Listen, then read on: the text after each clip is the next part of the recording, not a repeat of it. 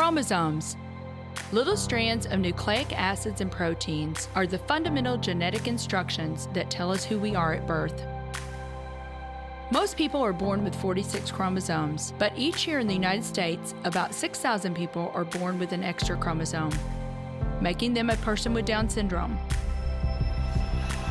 If you've ever encountered someone with Down syndrome, you know that they are some of the kindest, most joyful people you will ever meet. They truly have something extra. My name is Lisa Nichols, and I have spent the last 24 years as both the CEO of Technology Partners and as the mother to Allie. Allie has something extra in every sense of the word. I have been blessed to be by her side as she impacts everyone she meets. Through these two important roles as CEO and mother to Allie, I have witnessed countless life lessons that have fundamentally changed the way I look at the world. While you may not have an extra chromosome, every leader has something extra that defines who you are. Join me as I explore the something extra in leaders from all walks of life and discover how that difference in each of them has made a difference in their companies, their families, their communities, and in themselves.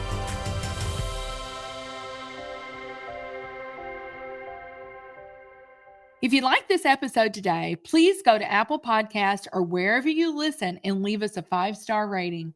I am thrilled to have Pratik Patel on the show today. Pratik is a director of sourcing and supplier management at Mastercard. Well, welcome to the Something Extra podcast, Pratik Patel. I have been looking so forward to this conversation with you today. Thank you so much for making the time to join me. Yeah, Lisa, I really appreciate you allowing me to be on here, but I have to also say I applaud you for this Something Extra podcast that you have. I know you're inspired by your daughter, but it is something, and I love the title because you're making people think about what else is there out there that people should maybe know about, that maybe they're thinking about, but they're not saying, and inspiring others around. And I think that is wonderful that you're creating the forum to be able to allow people to kind of share that. And hopefully it inspires others as well, in whatever that something extra might be. Oh, I appreciate you saying that so much, Pratik. Honestly, that just brings joy to my heart to hear you say that. So thank you. And I know that you are going to inspire our listeners and they're going to learn a lot from you today. So you and I met a few years ago when you joined the Mastercard team because obviously Technology Partners has been a partner of Mastercard for I think 27 or 28 of our 30 years. And so we met then. You've made some incredible transformational improvements since joining Mastercard, and we're going to dig into those a little bit later. You've won numerous awards. I know, Pratik, you're a very humble man, so you would not want me to say these things about you, but I'm going to say them anyway because I want our listeners to understand who we're talking to. But you've won numerous awards, including the MasterCard CFO Award for Labor Transformation, a 3 times SIA, for our listeners who may not know, that's Staffing Industry Analyst, the Game Changer Award, the SIA Diversity Influencer Award, and the list goes on and on and on. Clearly, Pratik, you have some mastery. You have some mastery in this area, but I also know enough about you to know that you would say you've not reached the summit. That's right. None of us ever do. None of us ever do. You're a lifelong learner, and I also know that you're all about continuous improvement. Yes. So you have some really strong values. And we're going to talk about those, Pratik. I've got a whole list of things here that people have said about you. And again, not to make you blush, but you're a servant leader, you're responsible, loyal, you create win-wins, which helps build long-term relationships. You're dynamic, you drive others around you to be the best in class. You're a standout talent. You've got a positive attitude. I mean, the list goes on and on and on. But I know that this, but that's what people, I didn't make those things up. That's what other people have said about you. But I know those values come from a very, very special place. Absolutely. And I would love for you to tell our listeners about growing up. I'd also love for you to tell them about your grandfather.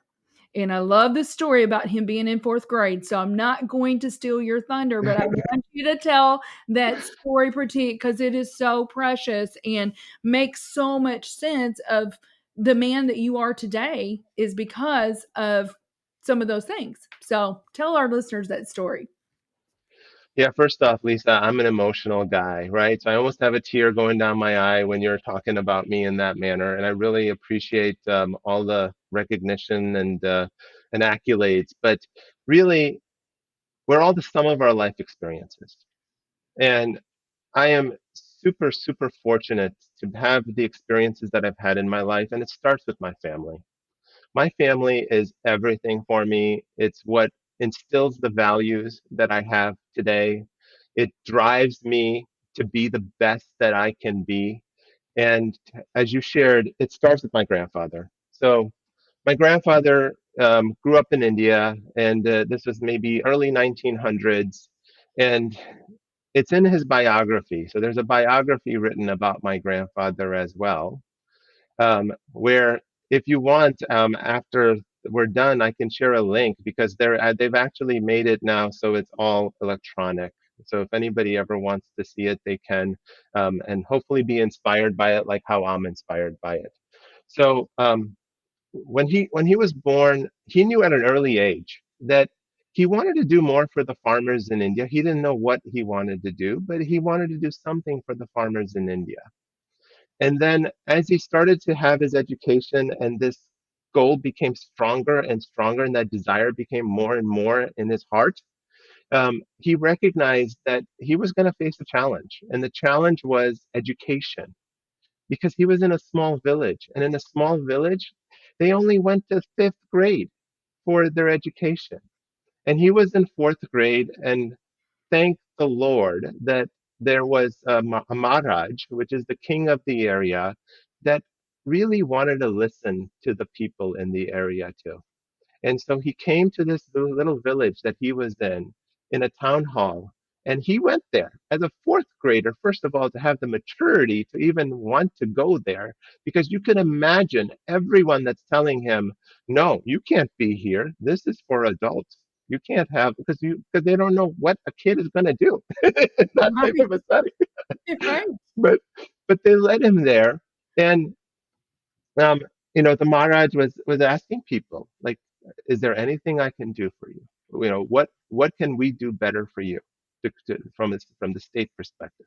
And so he raised his hand, and he said, "Hey, I would love to be able to have an education beyond fifth grade, and in my village, I can't have that." The Maharaj was just completely taken back by that, because um, he recognized exactly the challenge that villagers face, right? And I think he saw that as an opportunity, that here's a guy that is so passionate and wants to make better of himself. I need to do what I can to help him. Now I found out later there were four other people that he also helped. This Maharaj did. It was in his heart to do it this way. But my grandfather's the only one that repaid him after all his education too. Like, instead of in terms of working for him in his kingdom. So others went on to do whatever they were on to do, right, with their education. But the Maharaj said that, hey, it's going to take us a while to build the school. So until the school is built, we'll have you transported to a local school nearby, so you can continue your education beyond fifth grade, and any education you want for as long as you want to have growing your education, the state will provide for you. And so he took advantage, got a couple of bachelors, a master's out of Germany, got his PhD from the University of Illinois during the Great Depression, as well. And he had lots of opportunities in the U.S. after that too. But he remembered his mission and the reason for why he lives his life. And that was to help the farmers in India. But at the same time, he also was instilled values. And part of those values is, when somebody does something for you, you need to return the favor. And he was so appreciative to the Maharaj. He said, I will collect taxes for you as long as you'd want me to. And so he collected taxes in the kingdom, for until India got its independence. Um, But then and the Maharaj was super appreciative of this too. Here's a guy that got his PhD, had all his education, all these other people he helped, he didn't do this, but here's a guy that wanted to repay in a sense. So he did that only for a couple of years, but then I think he started to allow him to be able to enable him to go towards his goal, which was to help the farmers. So ultimately, he became the deputy agricultural director in India. um, when India got its independence, the Maharaj actually gave him his old palace because one of the stipulations with getting independence was all those little kingdoms that existed, they could continue to keep their land and whatever riches they had, but everybody got their independence. So you had to make some compromise, especially with no war. so Right. Right. so so that's what happened. And then my, uh, my grandfather was able to have this. It was a small place. It wasn't anything large, right? But it was a place that he could start growing a family. He ended up having 9 kids. My mom is the youngest of 9. I truly believe, and I know a lot of people had kids, a lot of kids, and big families in India back then. But I truly believe that if he didn't raise his hand, I don't think I'm born. I mean, she's the youngest Mhm. of 9. He was 55 when she had her. It was in his 50s. But I am so thankful for everything that he's done because here's what he did. Like his true impact and why they wrote a biography on him is what he did after he was forced to retire because you're forced to retire at a very young age in India too. So I while did not so realize that. so when he retired at like 55, because that's when you were forced to retire, as because he had a government job as a deputy agricultural director, and he did some things, but he didn't achieve what he wanted to for the farmers. So then he started his research. He started his true ambition. And he didn't take one penny from anybody for his research. He had 9 other kids, right? So he had his kids kind of supporting because they all got educations. The oldest was a doctor. Others were engineers, business people. They all were successful in their own ways. So they all kind of helped to fund his research in India. So his research was around wheat because with his PhD and the level of education that he had, he recognized the sun and how the sun's rays come down on like plants or seeds has an impact in how they impact their germination process as well. And so it's a 7-year process to be able to like really analyze the wheat and determine whether the cross pollination and the seeding that you do will actually work. Well, he ended up developing a wheat that was 20% better than any wheat at that time, a wheat that took less water, had less infestation as well. The government was kind of jealous because they're like, how can this guy, a farmer in a small village, be doing better than these state scientists? So he was kind of suppressed a little bit in his accomplishment. He didn't care. He cared about the farmers. So he made sure that there was a subsidization that was built. He didn't want a patent either. He didn't want any notoriety from this. He didn't want any money from this Incredible. either. He wanted to make sure there was a subsidization by the government so that they could afford that wheat at the same rate that any other wheat could be. And so that is truly inspirational for me because it created, I think the number out there is something north of 500 million rupees worth of economic wealth. It might have been dollars. My uncle will correct me at some point if I'm wrong. but but he did make a huge impact. There was a guy in Mexico that won the Nobel Peace Prize for doing something similar many years later. The Ford Institute wanted to talk to him when he was in India. They saw him, they saw what he was doing, but he's like, I got to. I'm not achieving what I need to. So even when he achieved his initial results, it didn't achieve to what he wants. So he continued to push and push. At 88, he had a second heart attack, and he was still doing his research. He had someone underneath him as well, but he was still doing his research. And so the old age adage is true, which is not until you die do people really recognize the impact that you had.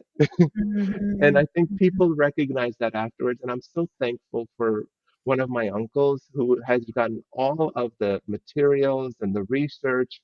And then he shared this with a few people in that industry. And they were like, amazed.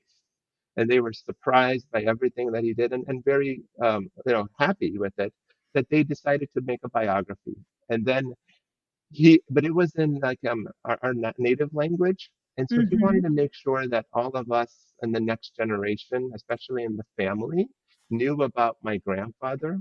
And so then he found a person who volunteered to take that biography and translate it into English, so that all of us have the ability to understand what my grandfather did. I know that was a long-winded story, I but But I love that story. I found myself getting teary-eyed with several of those. I'm kind of an old rusty leaky bucket too.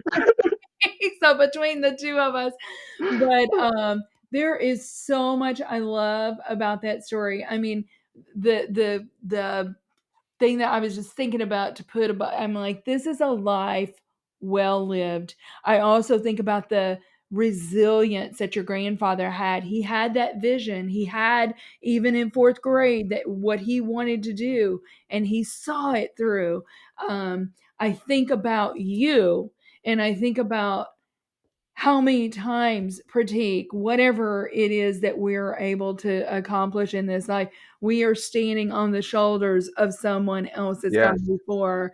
And I can only imagine just the legacy of your grandfather and how that's impacted all of his descendants after him. It's just such a beautiful, beautiful story. Well, let's go on and talk just a little bit, because I want to get into like some of the things that you've done in your career, because like I said, you've got mastery in this area, and so I want you to be able to share some of these learnings with our listeners. But you went on and got your education in industrial engineering from the University of Cincinnati, and then you got an MBA from hmm Cleveland State, which is in Ohio. Did you grow up in Ohio, Pratik? I didn't ask you that before. yeah. So coming here, my dad had an education from India. He had an engineering degree from India. It was hard to establish yourself in the 80s with a foreign degree. So we had to move around a lot. I went to 11 different schools before I graduated from high school. So you can imagine what that does to you as well in terms of your growth, maturity, and just how you think about different things that you you because I mean, anybody new in any school is going to face some hardship and challenges, Mhm. especially when you're also new and you're like one of the only ones that's of a different color as well in that school. So I faced discrimination. I faced bullying, right, when I was growing up as well. It's just part of it. But at the same time, I wanted to persevere, where I could. I mean, I didn't have many friends in high school because they, or before I went to college, because I think people didn't necessarily want to be associated with me because people were going to be bullying me from that perspective too, Oh, right? And oh, so then you kind of learn and to think about what do you need to do? What do you need to do so that you can be better? You can be better than that as well. mhm, mhm, So um, I think I became more bold. I think I became more of like mission driven because of my experiences of what I faced growing up. And through those experiences, that's enabled me, and also change. I constantly face change because we went in so many different places. My parents heard this.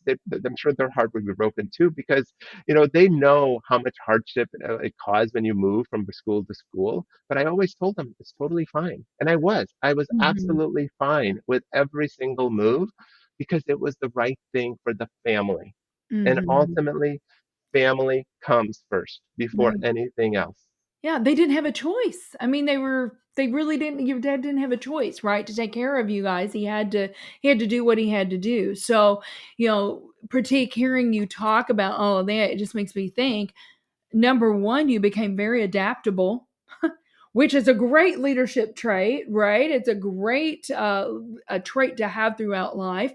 And agile. You probably also had a lot of time to reflect on who you are.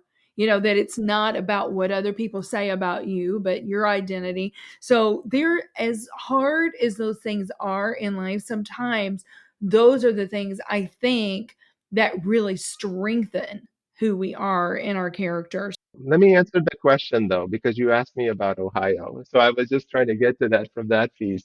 But Ohio was one of the last places that we moved to, before I went to college. So we were 10th grade through 12th grade, I was in Ohio, but I was in three different or two different schools in high school as well in Ohio. um, but I was born in Palitana. So my grandfather wanted us all, the firstborn of every kid, to be born in the house. Oh, So a nurse was kind of brought in, and he just had this thing from a tradition perspective. So there's like this one room where nine of my or not eight of my other cousins as well were all born, firstborn were born in that house. wow. So if you were in India before, right? If you were already in India, like some people Right. had moved to the U.S., but if you were born in that India, they wanted to be born in the house. So I was born there. I came here when I was 7, and then we moved around: Connecticut, Massachusetts, New York, um, Nebraska, Ohio. Yeah. So Oh my goodness. Now Missouri. that's Now right. Missouri. Well, let's talk about this. So you started as a process engineer at AK Steel, and you consulted through Anderson, which obviously eventually became Accenture, right? Went to Energizer. Talk about this pivot story. You were at Energizer for 13 years, Pratik, but there was a pivot story that really catapulted you into procurement. Can you tell that story? And then I've got lots of questions for you about procurement. Well, I think that, like I said, we're the sum of our life experiences, and the co-ops that I had in college really enabled me to build relationships with people that I had engaged with in those different companies. And it allowed me to be a little bit more bolder, a little bit more ambitious, a little bit more aspirational as well. And so the pivot story you're talking about is after I had left Anderson Consulting, um, I went back to Energizer as an engineer in the plant. And I met with our GM at the time, and I had skied with him when I was a co-op too. So I mean, we had a little bit of a relationship. Um, but if I didn't, I don't know if I would have been so bold. But I told him that when I first came back there, that hey, I want you to know that I have a lot of respect for what you do, but I also will have ambitions in my career. And I expect in 10 years to be where you're at. And I know that is an accelerated learning curve. I need to reflect consistently on my growth. What can I improve upon? What do I need to continually work on so that I am viewed as a potential to be able to replace you in 10 years? That's the mentality I want to have in my career. And I hope you can appreciate that. And it's not about a level of arrogance or ego. It's about instill in me about what I need to do to continuously grow and accelerate so that I can achieve that. Because if I am not achieving towards that path, then I've disappointed myself. And I have to Mhm. reflect on what can I do for myself. And that's the mentality I try to have throughout my career. Um, and he was so impressed with that they were struggling with finding procurement talent for finished goods battery manufacturing. They were looking for a long time. And he told the COO of the company that, hey, I think we should consider this engineer in the plant. That's not exactly a path that they normally take either. They usually want you to go to another plant and be an engineer before you would go to an R&D headquarters. And so this was at their R&D headquarters in Cleveland. I went and I interviewed because they said, hey, are you interested in procurement to go and interview for this role?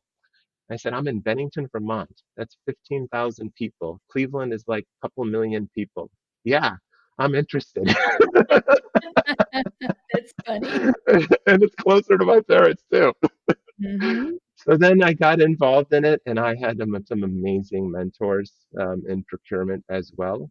And I just have not had any desire to leave procurement in 20 plus years since then.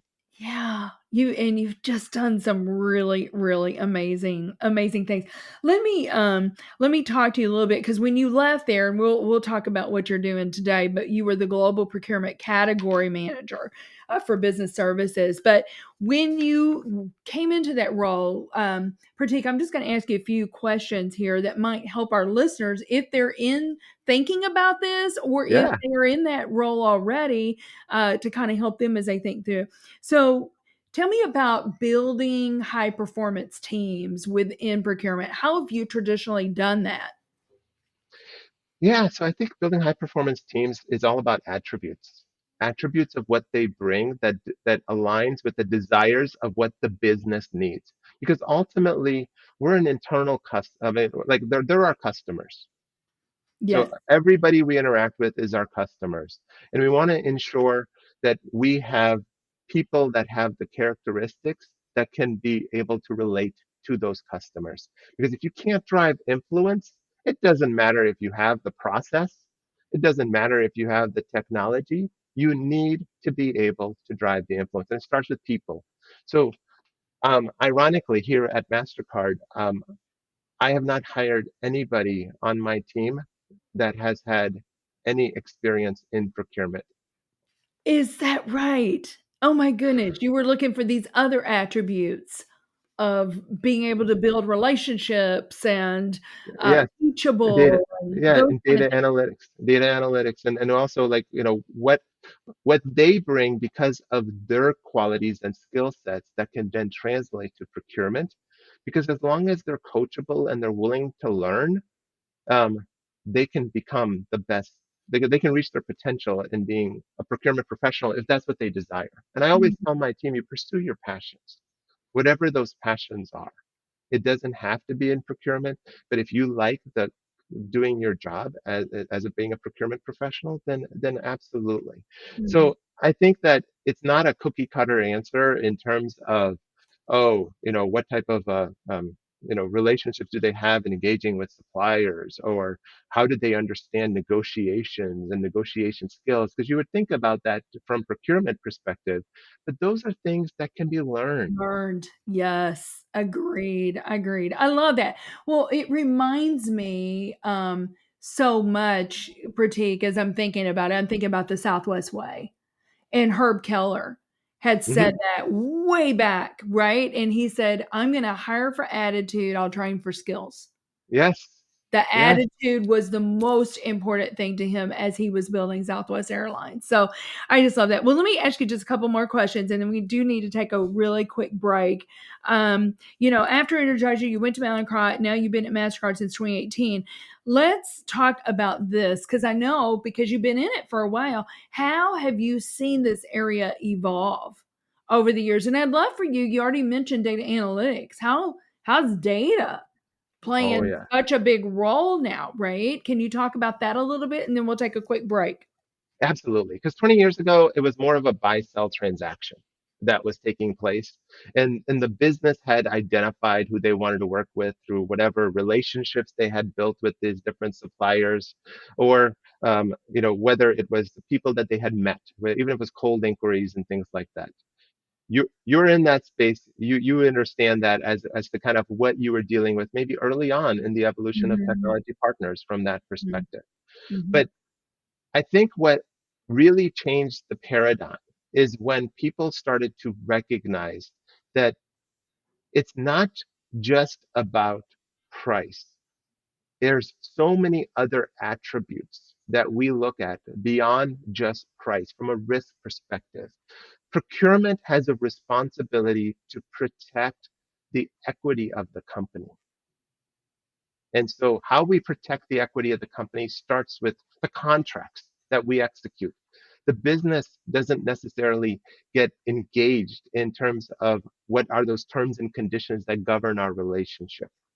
And so that's where there's an element where, and it's still maturing, to be honest. I think that many organizations, procurement is not taking like a front, like I always say, the first line of defense. They're not that first line of defense. They're just being that conduit with legal.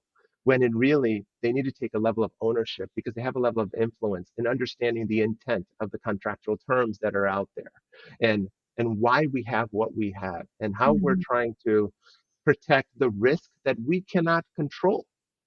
And so being able to share that message. So I think that's one aspect is just around contracts and understanding the importance from a how procurement has a responsibility to protect the equity of the company from that perspective. Then you Mhm. get into understanding capabilities of suppliers. Because when you understand capabilities, now you're able to really capitalize on what that true ecosystem looks like for that supplier and how that can drive value.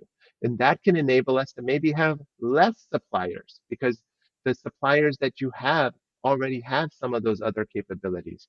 And that can then enable us to maybe look at how can we now further drive value from that supplier. Suppliers then can make investments into what we're trying to do. Yes. Suppliers can be able to also get synergies on their cost structure as well to drive the value. It's efficiencies for the supplier too when they're working across multiple areas and supporting us.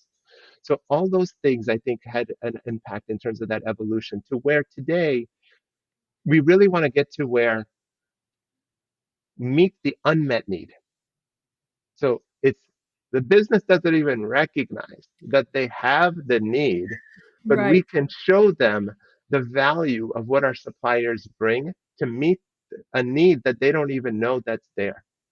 And so when you have built such strong relationships with the business and you have an understanding of what their goals and objectives are and what they're trying to achieve, and then you marry that with what your understanding is of our suppliers and what their Capabilities. capabilities are Yes. and how they manage risk for us, how they're aligned to our overall strategic objectives. That is a very powerful combination that procurement becomes the conduit to enable. And that's where we're going, I believe, today. Yeah, that is so good. That is so good. I just had to nod my head when I read something that you had written. Pratik, you go, "In God we trust. Everything else is about the data." Yes. I just had to, I'm like, yes, it is.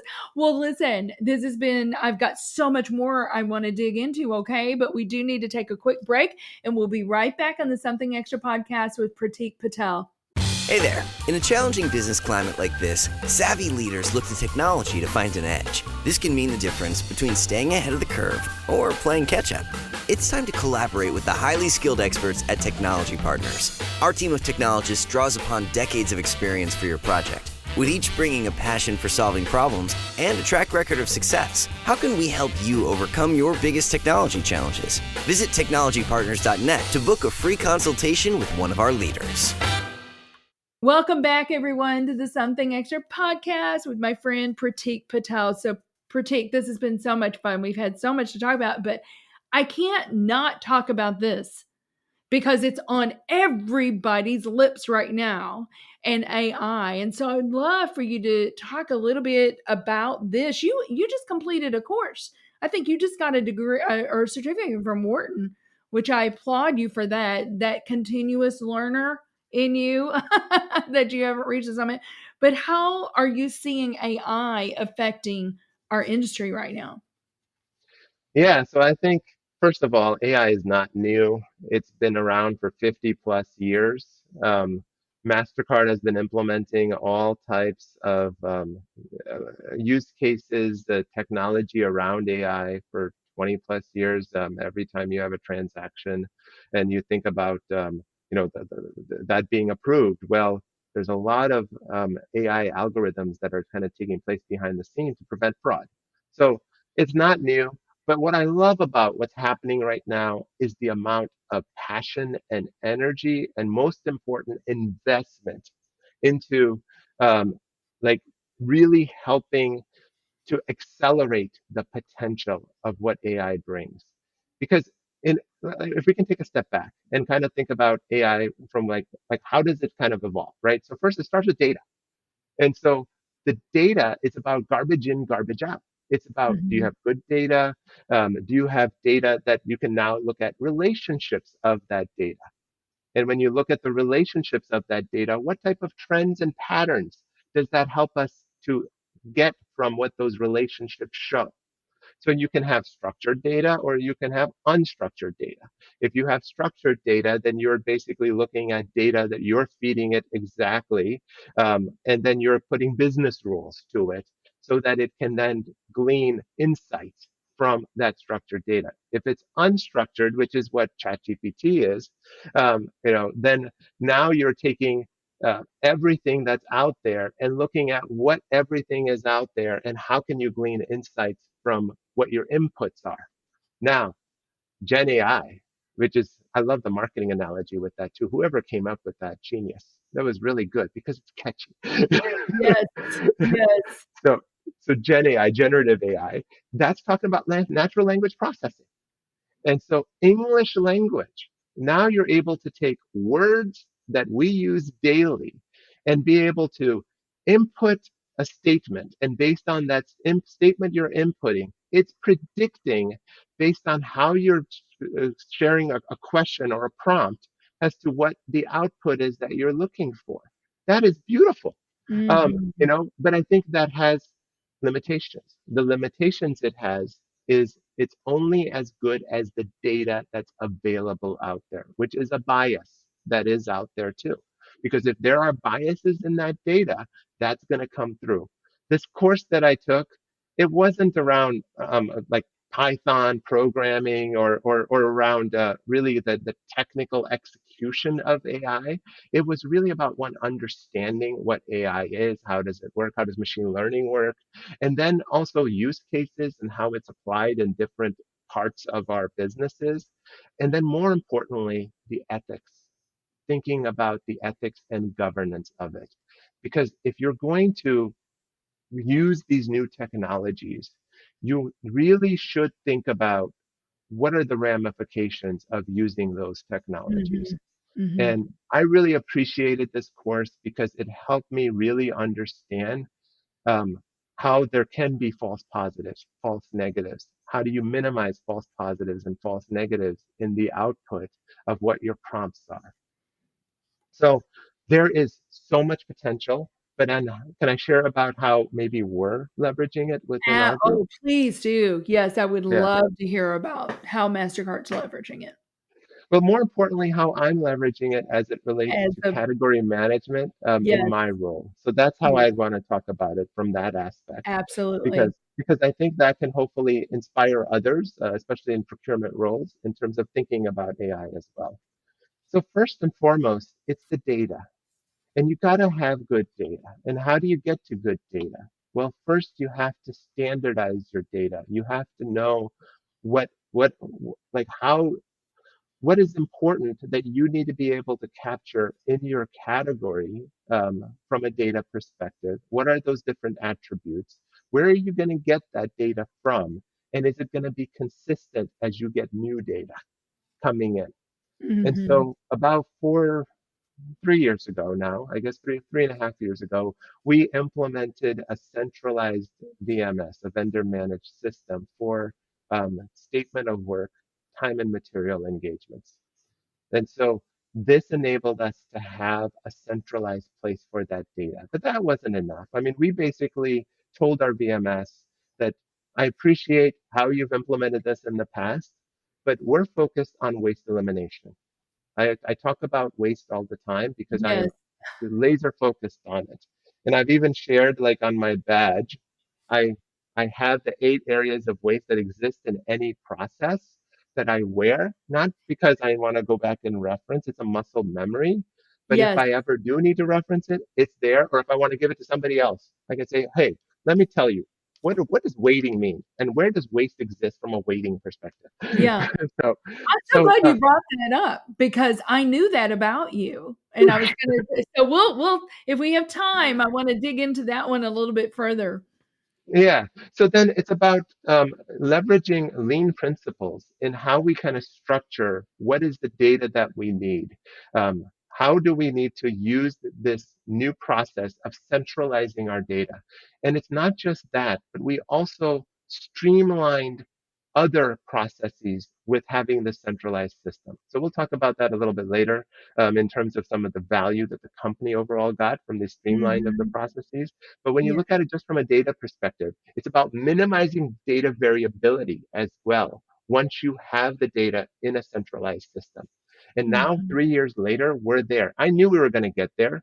I had a vision to be able to ultimately utilize this data in a way that can be a self-service tool back for the business. But I knew that it was not going to happen right overnight either. It's going to take us time. Yeah. But we're there now, and it's super exciting because It's- what we're able to do is we have less variability in our data. To give you an idea, 70% of our spend that goes through that tool is in 10 job roles, job level combinations. I'd challenge you on any other company in the industry that's able to do that for as large of a scope of program that we have, which is in the thousands, right, of the number of resources.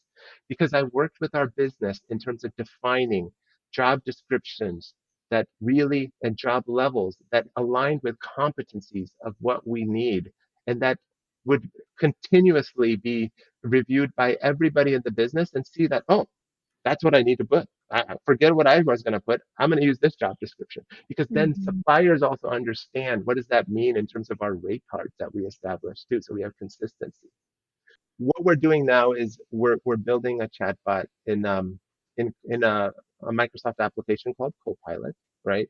That really enables us to be able to take all the different data streams that we've built, and not just the centralized data that exists for our transactions, but how we evaluate our suppliers. We have capability matrix and that we utilize and how we assess our suppliers as well. Our rate cards, we have tens of thousands of or 10,000 plus lines of data when it comes to our rate cards from our suppliers too. So all of these things enable us to be able to have a level of predictability when we marry the data with prompts. And so we want to create a chatbot for the business, right supplier, right need.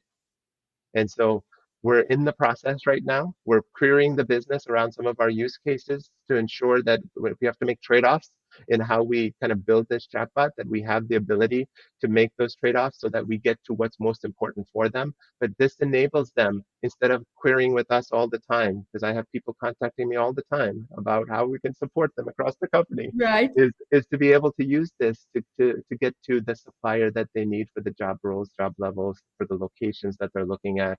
They can also get references of other people in the company that are using them, like those types of things. So that's where we're Very ending up. cool. That's so innovative. I'm there may be another company out there doing that, Pratik, but I'm not sure to that level of sophistication. Right supplier, right need. It's almost like a self-service type model for the business, right? So, wow, And I, that's and I really built cool. and I built a team so that's very passionate about each one of these areas. So we have like a data analyst, a content creator, product management technical, a TPM that kind of manages the different aspects of this. That's all volunteers as part of our volunteer program to pursue or Mhm. to allow people to pursue their passions. And so this doesn't cost the company anything other than our license with Microsoft Right. to be able to enable this. So that's the other powerful component of this. So important. Well, I'm sure. So you just set me up because I am sure this is why you won the CFO, Mastercard CFO Labor Transformation Award, Pratik. This is probably a big part of that. I'm assuming. And I kind of thought I wanted you to talk about that a little bit. And then I was thinking maybe you could talk a little bit about the three pillars that you built into that program, the transparency and can you just touch on that for a minute, and then I want to move into some diversity and inclusion, which I know is near and dear to Mastercard's heart and yours and mine as well. So, talk about that CFO award. So the CFO award was really about better, faster, cheaper, right? So the better piece is how can we make our process more streamlined so that maybe risk legal does not need to be a part of that process because we've already accounted for what their concerns are when we look at time and material engagements, right? As a result of that, we've taken a lot of work away from legal or risk that they would have had to look at before because they were naturally getting it as part of our previous process. So we have these addendums that we create with our suppliers that captures all of our terms and conditions. And so in theory, we are able to onboard a resource in hours with the statement of work because we have established rate cards in place. And so we've taken a process which was taking sometimes maybe 30 plus days when I first came here, Mm-hmm. where maybe companies are taking a week or two to do it. We can do it in hours. The only constraint is the background check that the supplier has to have done for those resources. That we can't control. And so Mm-hmm. we've streamlined the process, which enables us to be able to execute the labor needs in as little as hours. And Faster. yeah, and so that is super powerful, as you can imagine, across the company. Yes, yes. It is, and that's so important, right? Because we both know, technologists, though that talent doesn't last for very long, right? That's right. So if you wait too long, I mean, we have to consult with clients all the time. If you wait too long, that person is not going to be available because, yeah. So I just that's wonderful. Thank you so much for sharing all that. Well, I know that I've got just a couple more questions for you, and then we're going to talk about something extra. Yes. Yeah, I know diversity and inclusion very, very important to Mastercard, but how can you talk about some of the initiatives that you've had in that space? I know veterans are really important for you guys. I mean, just how whatever you want to talk about, Pratik, and then I do have one other question that we're going to talk about something extra. Yeah. So as you can imagine, with what my grandfather did and how that inspires me, the platform that I have with my role in supporting diversity is so important to me. And so it's about creating opportunities where opportunities would not exist. I always say diversity breeds diversity as well. So if you're going to work with diverse suppliers, then they're going to be intentional about also leveraging diverse suppliers, talent, people in their ecosystem as well. Yeah. Diversity breeds diversity. So there's a couple of things that we've done at Mastercard that I'm really proud of, right? Number one is when you look at our staffing program, the barrier to entry when it comes to staffing is relatively low because it's all about finding the talent and the talent stream to be able to get that talent from. That's why we have 30,000 staffing suppliers in the United States alone, right? So um, we take staffing now to the next level when we look at it from a diversity perspective. It's not just about 51% ownership in diverse classes or trying to ensure you have diversity in every class that's out there, but it's being purposeful. So we want to work with staffing suppliers that are mission born, which means they have a mission for why they exist, and it's to make an impact in the community. And they're using staffing as a revenue enabler to feed that mission. Most mission born companies do not have a very large sales or marketing group either, because they're using the profits that they would have from funding that towards that mission as well. They Mhm. rely on their managed service provider or the word of mouth from others as well, to be able to drive towards that business. And I am a huge believer in it. We've already started with a couple of companies like that. We have a pipeline for the next couple of years of mission-born companies that we want to create the space in our program for, because I believe that we need to create a force multiplier effect out there. Business can be a force for good. And Absolutely. diversity is not just about 51% ownership. Diversity is about being impactful back into the community. Mhm. Oh, that's beautiful. That's beautiful. Yeah. Well, let me ask you this, Pratik, and then I want to talk about something extra because I know you've got some Yeah. really great wisdom around that question. But what advice would you have? So, like, say you've got someone that's younger in their pursuit of the procurement, supplier, sourcing space. What advice would you give them, Pratik? Yeah. So I'm always a person of threes. If I don't have three perspectives, then I don't have enough to be able to really justify it. So I always am going to give you threes. So number one, I think, is focus on how you can drive influence. That's not just around procurement, that's around anything in life. And influence is not the same thing as manipulation. So I hope people don't understand it to be Right. the same thing, because then it's not Completely. going to work for you. It's Yeah. not going to work.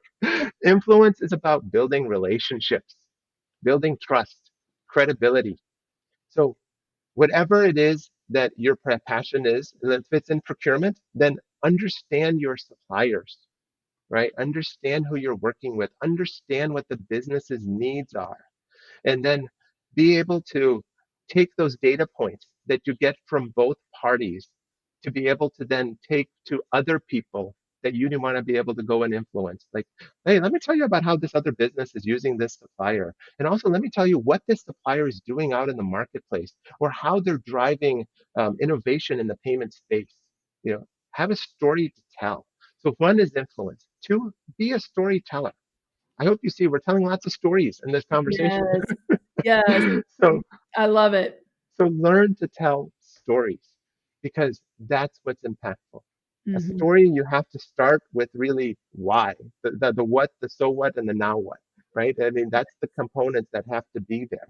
So be a good storyteller. And number three, process discipline. Like That's a good one. learn, like know where the waste is. If you don't know where the waste is, go seek out, understand the process. It will then help you identify exactly where the waste exists. And if you know where the waste is, now look at how can you be able to eliminate the waste. And once you eliminate the waste, then you have to look at building the process so you don't have that waste occurring again.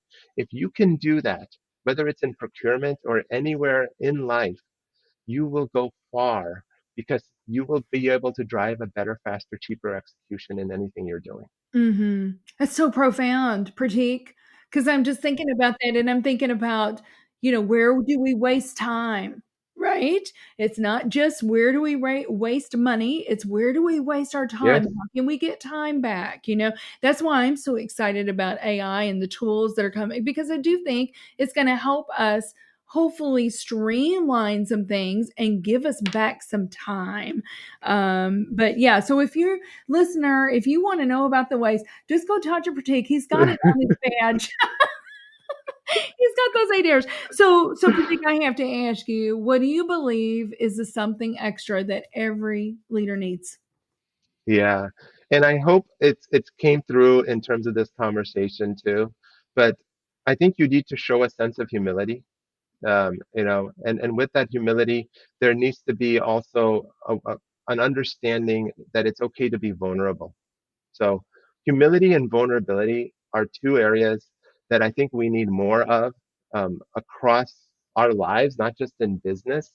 Because when you allow for the humility to come through, that humbleness, what you're doing is you're focusing on the facts, you're focusing on the story that's driving the impact. You're building credibility, you're building trust, you're enabling people also to have a forum to be able to share as well, because that's just going to help drive innovation. That's going to drive greater collaboration as well. And I always tell my team, I work for you. So, so you tell me, what can I do so How that I can can I make serve you you? look better? So I can Mhm. make you look better. Yes.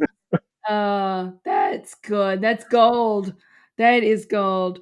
Well, Pratik, honestly, this has just been so much fun. I am so delighted that you agreed to be on, that you made the time, you carved out the time, and I cannot wait for our listeners to learn from you. There's so much gold. I've got a friend, Pete Hogan, he says it's boulders of gold, boulders of wisdom you just dropped on us today. So thank you so much for Thanks so being much, on Lisa. the show. I really appreciate it. I hope we inspired people from our conversation. Yes, me too. Thank you for listening to today's show. Something Extra with Lisa Nichols is a Technology Partners production. Copyright Technology Partners, Inc. 2019. For show notes or to reach Lisa, visit tpi.co/podcast. Don't forget to leave a review on Apple Podcasts, Google Play, or wherever you listen.